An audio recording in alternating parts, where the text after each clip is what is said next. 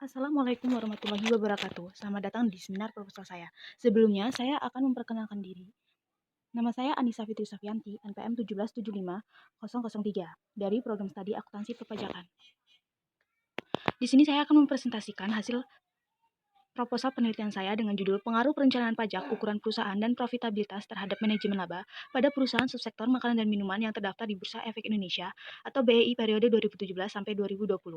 Dengan dosen pembimbing 1 Bapak Rusmianto SEMSI dan dosen pembimbing 2 yaitu Ibu Mariani SEMMAKCE dan dosen penguji Ibu Endang Asliani SEMSC. Yang pertama, bab 1 pendahuluan. Bab 1 pendahuluan terdiri dari latar belakang, rumusan masalah, tujuan penelitian, kontribusi penelitian, dan kerangka pemikiran. Latar belakang. Industri manufaktur di Indonesia saat ini dihadapkan pada persaingan industri dalam pasar global. Persaingan industri ini membuat perusahaan harus memiliki tujuan untuk mempertahankan kelangsungan usaha atau going concern. Kelangsungan usaha ini berhubungan dengan kemampuan perusahaan dalam mempertahankan perusahaan tetap hidup. Perusahaan dipaksa memiliki daya saing tinggi dari perusahaan lainnya, yaitu tidak hanya dalam menghasilkan kualitas produk, tetapi juga dipaksa untuk melakukan pengelolaan keuangan yang baik. Laporan keuangan adalah laporan yang berupa produk akhir dari proses pencatatan, pengiktisaran, hingga pelaporan suatu transaksi bisnis yang ditujukan kepada pihak-pihak yang berkepentingan. Tujuan dari penerbitan laporan keuangan adalah untuk dapat memberikan gambaran kepada pihak eksternal mengenai keadaan suatu perusahaan, baik keadaan operasional maupun keadaan finansial. Salah satu komponen dalam laporan keuangan adalah laporan laba rugi, yang merupakan salah satu bagian laporan keuangan yang sangat penting, di mana laporan laba rugi memuat informasi laba perusahaan untuk para pemegang saham dan kreditur agar mengetahui kinerja keuangan perusahaan.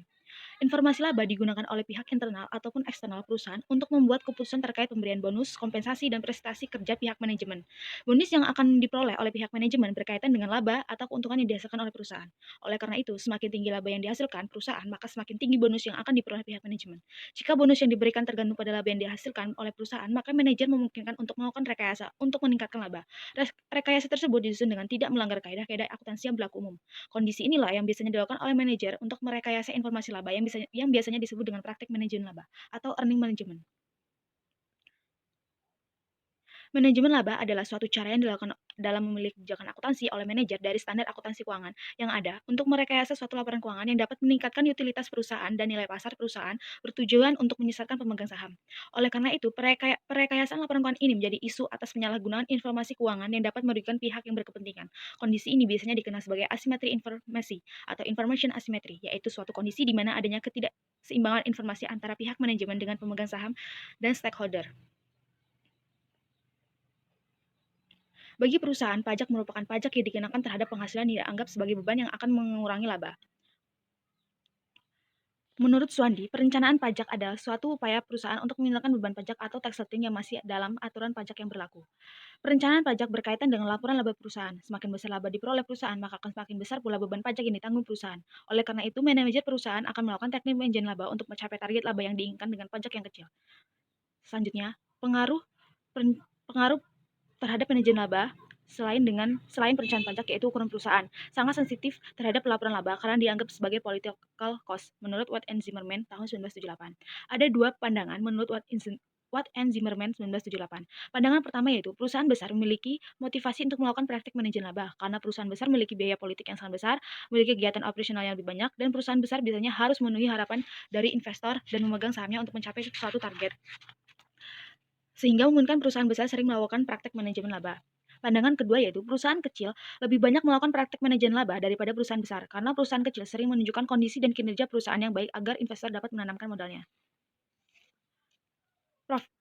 Selanjutnya, pengaruh terhadap manajemen laba yaitu profitabilitas. Profitabilitas merupakan rasio yang digunakan kemampuan perusahaan dalam memperoleh laba selama periode tertentu. Semakin tinggi profitabilitas yang dimiliki perusahaan, maka semakin baik kinerja keuangan suatu perusahaan dan dalam menghasilkan laba. Keterkaitan profitabilitas dengan manajemen laba yaitu apabila nilai profitabilitas kecil pada suatu perusahaan dalam periode tertentu, maka perusahaan akan cenderung melakukan manajemen laba dengan cara meningkatkan pendapatan sehingga akan mempertahankan saham dan investor perusahaan tersebut.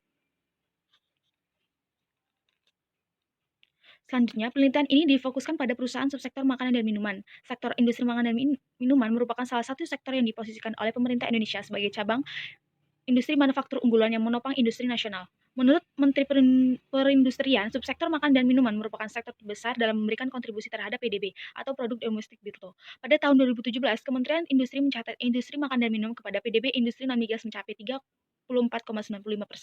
Tahun 2018, industri ini mampu tumbuh sebesar 7,91% atau melampaui ekonomi nasional di angka 5,17%. Tahun 2019 bertumbuh sebesar 7,78%. Kenaikan ini disebabkan oleh meningkatnya produksi industri makanan dan minuman. Selain itu, subsektor makanan dan minuman ini akan selalu mengalami pertumbuhan karena karakteristik dan sifat masyarakat yang cenderung dapat membantu mempertahankan sektor barang konsumsi. Selanjutnya, perumusan masalah. Yang pertama itu, apakah perencanaan pajak berpengaruh terhadap manajemen laba? Yang kedua, apakah ukuran perusahaan berpengaruh terhadap manajemen laba? Yang ketiga, apakah profitabilitas berpengaruh terhadap manajemen laba? Selanjutnya, tujuan penelitian. Tujuan penelitian yaitu untuk mengetahui apakah perencanaan pajak berpengaruh terhadap manajemen laba. Yang kedua, untuk mengetahui apakah ukuran perusahaan berpengaruh terhadap manajemen laba. Yang ketiga, untuk mengetahui apakah profitabilitas berpengaruh terhadap manajemen laba. Kontribusi penelitian. Kontribusi penelitian yang pertama yaitu manfaat teoritis. Penelitian ini memberikan sumbangan pikiran terhadap ilmu pengetahuan tentang pengaruh perencanaan pajak, ukuran perusahaan, dan profitabilitas terhadap manajemen laba, yaitu manfaat praktis. Yang pertama yaitu ada bagi peneliti. Penelitian ini diharapkan dapat menambah wawasan dan pengetahuan tentang pengaruh perencanaan pajak, ukuran perusahaan, dan profitabilitas terhadap manajemen laba. Bagi akademis, penelitian ini diharapkan menjadi bahan referensi untuk penelitian selanjutnya tentang pengaruh perencanaan pajak, ukuran perusahaan, profitabilitas terhadap manajemen laba. Selanjutnya yaitu kerangka pemikiran. Perencanaan pajak yaitu X1, ukuran perusahaan sebagai S2, dan profitabilitas sebagai X3, dan manajemen laba sebagai Y. Selanjutnya tinjauan pustaka. Tinjauan pustaka terdiri dari perencanaan pajak. Selanjutnya, ukuran perusahaan, profitabilitas, manajemen laba, teori agensi, dan teori akuntansi positif. Perencanaan pajak. Perencanaan pajak merupakan suatu usaha yang dilakukan oleh wajib pajak, orang pribadi atau badan, agar dapat membayar pajak meminimal mungkin dengan memanfaatkan peraturan perpajakan yang masih berlaku. Tujuan perencanaan pajak yaitu meminimalisasi beban pajak yang terutang dan memaksimalkan laba setelah pajak. Ukuran perusahaan. Ukuran perusahaan adalah ukuran atau nilai yang menggambarkan besar kecilnya suatu perusahaan dengan berbagai proksi, yaitu total aset, jumlah karyawan, lot size, nilai pasar atau jumlah penjualan atau total modal. Menurut Pratama dan Wikasuwana tahun 2016, semakin besar ukuran perusahaan, maka semakin besar aset yang dimiliki perusahaan, dan semakin besar pula biaya operasional yang dikeluarkan perusahaan untuk melaksanakan kegiatan operasionalnya. Profitabilitas. Profitabilitas adalah suatu ukuran untuk menilai perusahaan dalam menghasilkan laba pada tingkat tertentu. Atau rasio profitabilitas menunjukkan kemampuan perusahaan dalam memperoleh laba melalui seperti kegiatan penjualan, kas, jumlah karyawan, atau aset. Manajemen laba.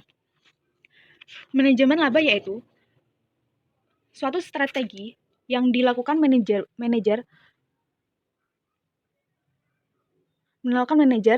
untuk memilih kebijakan akuntansi dalam mencapai tujuan perusahaan. Dengan kata lain, suatu kegiatan manajer dalam memilih kebijakan akuntansi yang berlaku umum untuk mempengaruhi laporan keuangan dalam memperoleh laba perusahaan. Selanjutnya, teori agensi.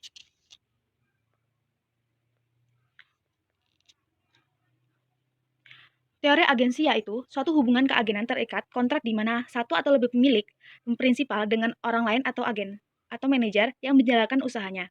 Agensi teori memiliki asumsi bahwa prinsipal dan agen termotivasi oleh kesejahteraan dirinya sendiri. Prinsipal termotivasi untuk membuat kontrak dalam menyejahterakan dirinya melalui pembagian dividen atau kenaikan harga saham. Agen termotivasi untuk menyejahterakan dirinya melalui peningkatan kompensasi atau bonus. Positive Accounting Theory, teori akuntansi positif. Menurut Lestari 2018, teori akuntansi positif adalah teori yang mengidentifikasi dan menganalisis berbagai bentuk manajemen laba yang dilakukan oleh perusahaan. Teori ini secara khusus bertujuan untuk mengungkapkan pengaruh variabel-variabel ekonomi terhadap motivasi manajer untuk memilih suatu metode akuntansi. Teori ini mengasumsikan manajer selalu berpikir rasional dan akan memilih kebijakan akuntansi yang dapat memberikan keuntungan kepada mereka. Menurut Watt and Zimmerman tahun 1986, ada 3 hipotesis dalam teori akuntansi positif. Yang pertama yaitu the bonus plan hypothesis. Pada perusahaan yang memiliki rencana untuk pemberian bonus, maka manajer akan menggunakan metode akuntansi untuk mengukur besar kecilnya angka-angka dalam laporan keuangan. Hal ini dikarenakan bonus yang diberikan diukur dengan laba yang diperoleh perusahaan. Yang kedua yaitu the debt to equity hypothesis atau debt covenant hypothesis. Hipotesis ini berkaitan dengan syarat-syarat yang harus dipenuhi dengan perjanjian utang. Ketika perusahaan mulai tidak bisa membayar utang, maka manajer akan memiliki kebijakan akuntansi untuk meningkatkan pendapatan. Yang ketiga yaitu the political cost hypothesis. Menurut Scott tahun 2000 menyatakan bahwa perusahaan yang mengeluarkan biaya politik akan melakukan rekayasa penurunan laba untuk meminimalkan biaya politik yang ditanggungnya. Biaya politik ini terkait dengan regulasi pemerintah, subsidi pemerintah, atau tarif pajak. Selanjutnya itu penelitian terdahulu. Ada A. Gede Rakaplasa, Negara, dan IDG Dharma Saputra. Ada Ferry Aditama dan Ana Purwaningsih dan Mia Lestari. Penelitian terdahulu memiliki hasil penelitian yang berbeda-beda. Dapat dilihat pada gambar berikut. Selanjutnya itu pengembangan hipotesis. H1 diduga perencanaan pajak berpengaruh terhadap manajemen laba. Perencanaan pajak merujuk pada proses merekayasa transaksi wajib pajak dalam membayar pajak dengan jumlah yang minimal, tetapi masih dalam peraturan perpajakan. Jadi, dengan melakukan perencanaan pajak, perusahaan dapat memperkecil jumlah pajak yang dibayarkan untuk memperoleh laba yang lebih besar tanpa melakukan pelanggaran peraturan perpajakan. Beberapa penelitian mengungkapkan bahwa perencanaan berpengaruh positif. Semakin tinggi perencanaan pajak, maka semakin besar peluang perusahaan melakukan praktek manajemen laba. H2, diduga ukuran perusahaan berpengaruh terhadap manajemen laba. Ukuran perusahaan adalah suatu nilai di mana dapat memberikan gambaran besar kecilnya perusahaan dengan berbagai cara. Ukuran perusahaan memiliki hubungan positif dengan manajemen laba, karena perusahaan besar memiliki aktivitas operasional yang lebih kompleks, sehingga lebih memungkinkan untuk melakukan manajemen laba. Menurut penelitian Santana dan Dewa tahun 2016, perusahaan yang besar memiliki dorongan yang lebih besar untuk melakukan perataan laba, karena memiliki biaya politik yang besar. Biaya politik muncul dikarenakan profitabilitas perusahaan yang tinggi dapat menarik perhatian media dan konsumen. Selanjutnya, H3, diduga profitabilitas berpengaruh terhadap manajemen laba. Profitabilitas adalah suatu ukuran untuk mendeteksi perolehan keuntungan dan hasil dari aktivitas perusahaan. Profitabilitas menjadi satu faktor atau motif perilaku opportunistic manajer terhadap praktik manajemen laba. Semakin tinggi profitabilitas yang dimiliki perusahaan, maka semakin baik kinerja keuangan suatu perusahaan dalam menghasilkan laba. Keterkaitan profitabilitas dengan manajemen laba yaitu apabila nilai profitabilitas kecil pada suatu perusahaan dalam periode tertentu, maka perusahaan akan cenderung melakukan manajemen laba dengan cara meningkatkan pendapatan sehingga akan mempertahankan saham dan investor perusahaan tersebut. Selanjutnya yaitu bab 3 metode pelaksanaan. Terdiri dari populasi dan sampel penelitian, jenis dan metode pengumpulan data, operasionalisasi variabel, rancangan analisis dan uji hipotesis. Yang pertama, populasi dan sampel penelitian. Populasi. Populasi adalah kumpulan suatu wilayah generalisasi atau objek atau subjek yang mempunyai karakteristik yang sama ditetapkan oleh penelitian untuk dipelajari dan menarik kesimpulan. Populasi dalam penelitian ini adalah seluruh perusahaan subsektor makanan dan minuman yang terdaftar di Bursa Efek Indonesia. Jumlah populasi penelitian ini yaitu 28 perusahaan. Dapat dilihat pada tabel berikut. Sampel. Sampel adalah bagian dari jumlah dan karakteristik yang dimiliki oleh populasi tersebut. Metode pengambilan sampel dalam penelitian ini yaitu purposive sampling, yaitu pengambilan sampel dari populasi berdasarkan kriteria tertentu. Sampel yang digunakan dalam penelitian ini adalah annual report yang diperoleh melalui website Bursa Efek Indonesia, yaitu www.idx.co.id pada 2017-2020. Berikut kriteria pengambilan sampel sebagai berikut. Pertama, perusahaan yang digunakan adalah perusahaan subsektor makanan dan minuman yang terdaftar secara aktif di Bursa Efek Indonesia pada tahun 2017 hingga 2020. Perusahaan memiliki laporan keuangan yang telah diaudit dan berakhir pada 31 Desember dan disajikan dengan mata uang rupiah serta dipublikasikan secara lengkap dari tahun 2017 hingga tahun 2020.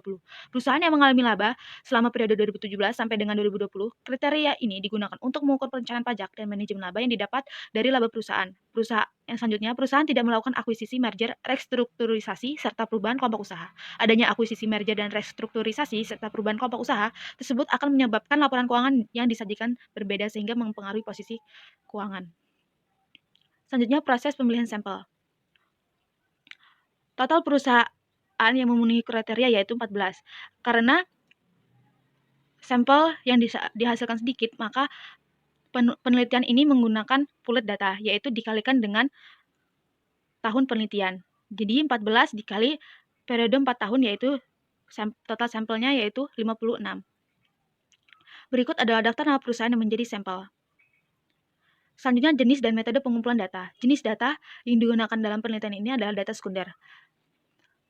Yang data sekunder yaitu data annual report perusahaan subsektor makanan dan minuman melalui website resmi Bursa Efek Indonesia.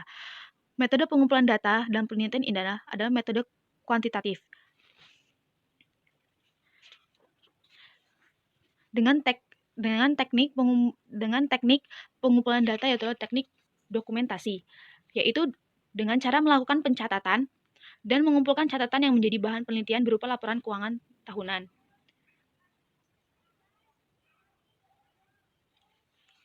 Operasionalisasi variabel. Pertama, perencanaan pajak. Perencanaan pajak menggunakan skala pengukuran taxation rate dengan rumus TRRIT sama dengan net income IT dibagi dengan pre-tax income atau EBIT-IT. Dengan TRRIT adalah taxation rate atau tingkat retensi pajak perusahaan I pada tahun T. Dengan net income yaitu laba bersih pada perusahaan pada tahun T. Dan pre-tax income atau EBIT-IT adalah laba sebelum pajak perusahaan I pada tahun tersebut. Selanjutnya, ukuran perusahaan. Ukuran perusahaan menggunakan salah pengukuran yang dapat dirumuskan sebagai berikut, yaitu size sama dengan logaritma total aset dengan keterangan size sama dengan ukuran perusahaan. Selanjutnya, profitabilitas. Profitabilitas menggunakan skala pengukuran ROA atau return on asset, yaitu dapat dirumuskan sebagai berikut, yaitu laba setelah pajak dibagi total aktiva. Selanjutnya, manajemen laba. Manajemen laba menggunakan salah satu model untuk mendeteksi manajemen laba yaitu discretionary accrual atau model modifikasi Jones pada tahun 1995. Dapat dirumuskan pada berikut, yaitu DAIT sama dengan TAC-IT dibagi dengan LTA-IT dikurang dengan NDA-CC-IT. Dengan DAIT adalah discretionary accrual pada perusahaan I pada tahun tersebut, dengan TAC adalah total accrual dari perusahaan I pada tahun tersebut, dan NDA-CCIT yaitu non-discretionary accrual dari perusahaan I pada tahun T, dan LTA-IT yaitu total aset awal tahun dari perusahaan I pada tahun T. Total accrual TIC-IT dari perusahaan I pada tahun tersebut merupakan selisih antara total laba dengan total kas dari aktivitas operasional perusahaan I pada tahun T. Sedangkan non-discretionary accrual dirumuskan sebagai berikut. NDA-CIT yaitu data IT 1 per LTA ditambah alpha 1 dalam kurung data RF IT dikurang data Reg IT dibagi LTA IT ditambah alpha 2 PPE IT dibagi LTA IT. Koefisien alpha I, alpha 2 dan alpha diperoleh dengan cara melakukan regresi untuk keseluruhan industri dengan persamaan regresi sebagai berikut. Selanjutnya, rancangan analisis dan uji hipotesis. Pertama, uji kualitas data. Teknik analisis data yang digunakan dalam ini adalah deskriptif kuantitatif. Deskriptif kuantitatif yaitu data-data yang diperoleh kemudian dikumpulkan dan dianalisis berdasarkan metode yang digunakan dengan tujuan untuk mengetahui bagaimana pengaruh variabel independen terhadap variabel dependen. Uji asumsi klasik. Uji asumsi klasik yaitu terdiri dari uji normalitas. Uji normalitas yaitu bertujuan untuk menentukan data yang dikumpulkan diambil secara populasi normal. Yang kedua juga adalah uji autokolerasi. Uji autokolerasi digunakan untuk mengetahui ada atau tidaknya penyimpangan asumsi autokolerasi yang terjadi di antara residual pada saat pengamatan dengan pengamatan lain. Uji multikolinearitas. Multikolinearitas adalah adanya hubungan linear antara variabel X dan model regresi berganda. Jika hubungan linear antara variabel X dan model regresi adalah korelasi sempurna, maka perubahan tersebut berkolinearitas dengan sempurna. Uji heteroskedastisitas. Heteroskedastisitas yaitu adanya ketidaksamaan varian dan residual untuk semua pengamatan pada model regresi. Uji heteroskedastisitas digunakan dengan cara meregresi nilai absolut residual dengan variabel independen. Selanjutnya yaitu analisis regresi linear berganda. Analisis regresi yang digunakan dalam penelitian yaitu dapat dirumuskan pada berikut: Y, A plus B1X1 plus B2X2 dan B3X3 plus E. Selanjutnya uji hipotesis. Terdapat uji koefisien determinisasi atau R2. Koefisien determinisasi R2 digunakan untuk mengetahui presentasi pengaruh variabel independen terhadap perubahan variabel independen. Yang kedua, uji signifikan simultan atau uji F. Pengujian ini dilakukan untuk mengetahui apakah semua variabel independen mempunyai pengaruh terhadap variabel dependen. Yang ketiga yaitu uji secara parsial atau uji T. Pengujian ini dilakukan untuk mengetahui secara parsial apakah variabel independen berpengaruh signifikan terhadap variabel dependen. Sekian, terima kasih.